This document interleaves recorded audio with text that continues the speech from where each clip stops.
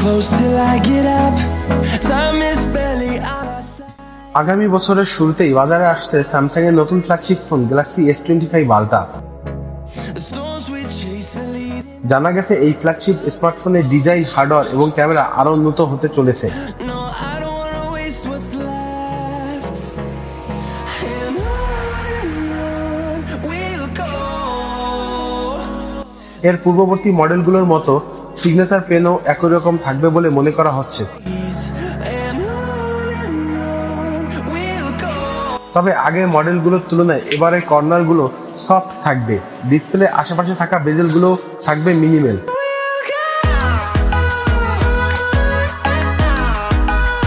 ধারণা করা হচ্ছে যে এই ডিভাইসে থাকছে 6.9 ইঞ্চি অ্যামোলেড স্ক্রিন, অর্থাৎ এই ফোনের ডিসপ্লে S24 আলট্রার তুলনায় বড় হতে চলেছে। এর স্ক্রিনে 3120x1440 পিক্সেলের হাই রেজলিউশন এর সুবিধা থাকছে।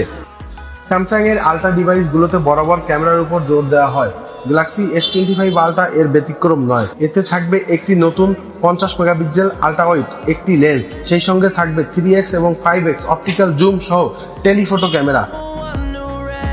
ফোনটি চলবে কলকম স্ন্যাপড্রাগন 8 এলিট মডেলের প্রসেসরে। যদিও ইঙ্গিত মিলেছে যে নির্দিষ্ট বাজারে এই ফোনের নিজেদের Exynos 2500 প্রসেসর আনতে পারে স্যামসাং, আলাদা ভেরিয়েন্টে আসবে বলে ইঙ্গিত দিয়েছে প্রতিষ্ঠানটি।